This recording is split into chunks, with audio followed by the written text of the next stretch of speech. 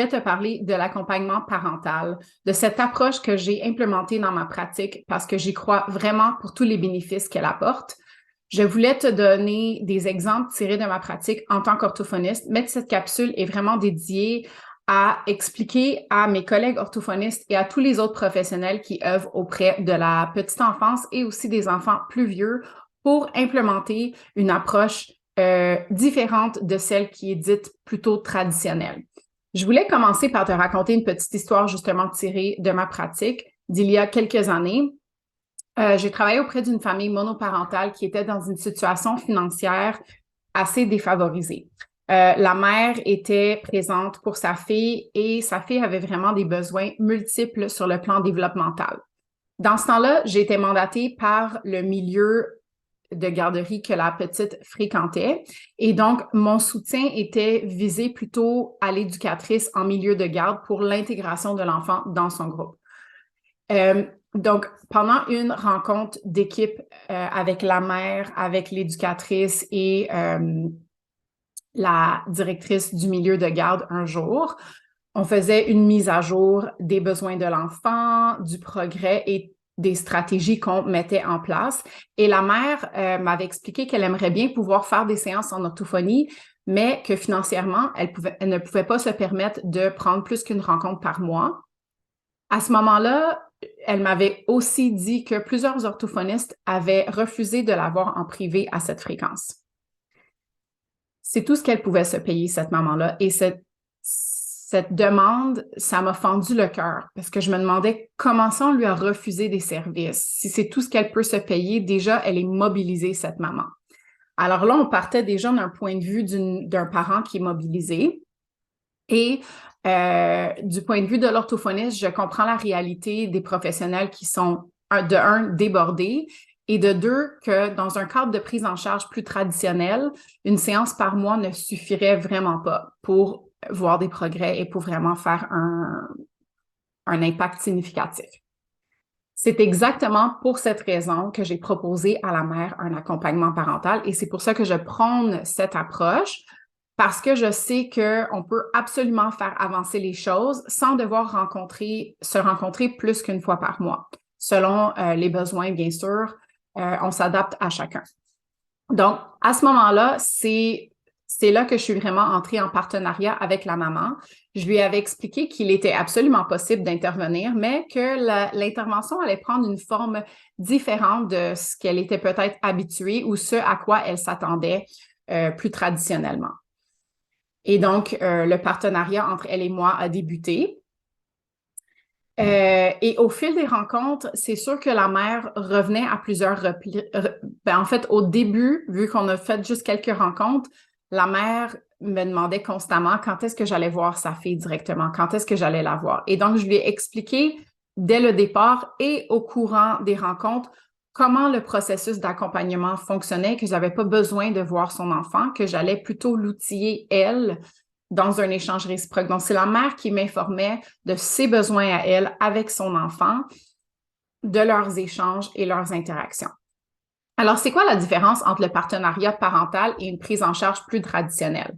Bien, le partenariat parental, c'est une approche qui vise une relation symétrique entre le patient et le thérapeute dans le but d'améliorer sa santé, sa qualité de vie et l'autodétermination du patient ou du parent soignant.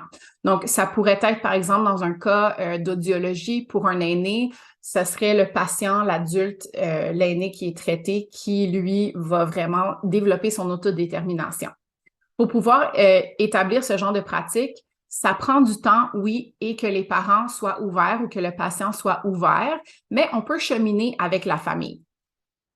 Et c'est exactement pour ça que Lauriane Lacerte, orthophoniste, et moi avons monté une formation en équipe les professionnels en accompagnement parental pour parler justement des nombreux obstacles rencontrés dans cette approche, comment on peut y pallier. On parle des styles parentaux, des croyances et tous ces facteurs et bien plus vont jouer sur la façon dont on accompagne les familles. Pour revenir à mon histoire de tout à l'heure, comme je disais, la mère de cette petite que j'ai rencontrée en télépratique me demandait, comme je disais, pourquoi je ne rencontrais pas sa fille. Et je lui ai expliqué comment j'allais l'outiller et que j'étais là pour la soutenir, elle, dans ce qu'elle faisait déjà dans sa routine. Donc, j'agissais et j'agis en tant que coach, en tant que mentor, si vous voulez. Et quand je vous dis qu'après 5 rencontres, donc sur 5 mois, on a fait 5 rencontres, les bénéfices tirés par cet accompagnement ont été multiplicateurs sous tous ces aspects. Et là, la mère a bien compris les bénéfices de cette approche. J'ai été reconnaissante qu'elle soit ouverte à cette approche et elle a autant été reconnaissante de tous les bénéfices qu'elle a pu en tirer. Donc, le partenariat parental, ce n'est pas simplement une alliance thérapeutique ou une relation de soins, mais c'est vraiment un concert à part entière entre le thérapeute et le parent ou le patient.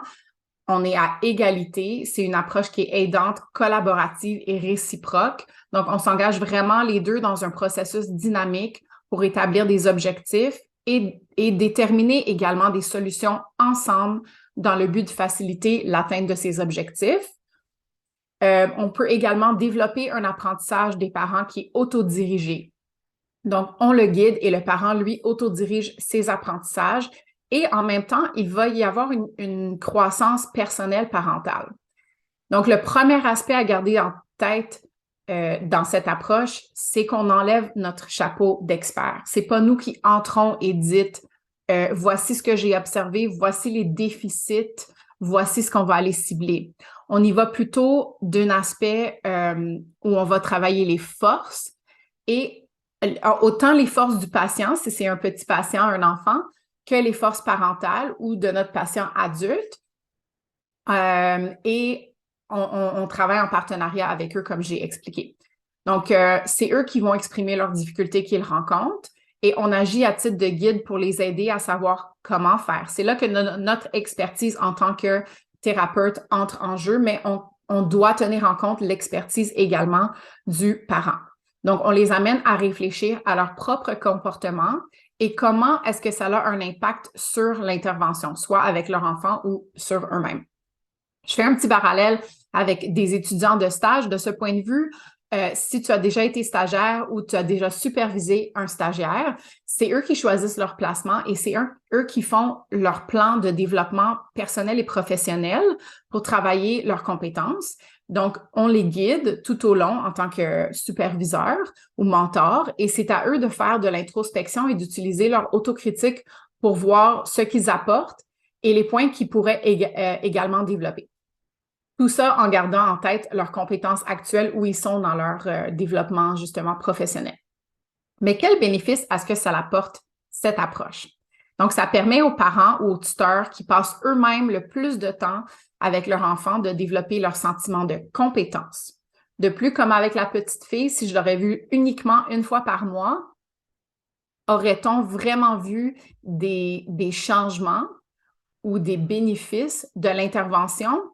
Difficile à savoir, mais on peut deviner qu'une heure en 5 mois, fois 5 mois, aurait été très limitée, tandis que la mère a pu vraiment reprendre tout ce que je lui ai enseigné avec déjà ses habiletés.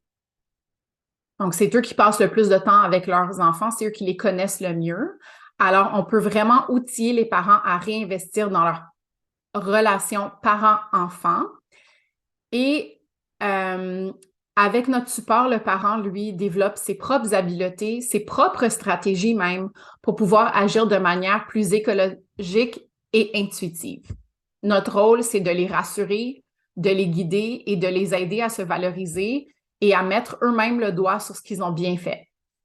En rendant les parents ou les patients acteurs de leur suivi, on chemine avec eux. Comme j'ai dit tout à l'heure, on mise sur leur autodétermination. Et de cette façon, ils développent leur confiance envers eux-mêmes et de leur relation parent-enfant, tout en gardant au cœur des échanges l'expertise du parent et l'expertise du coach.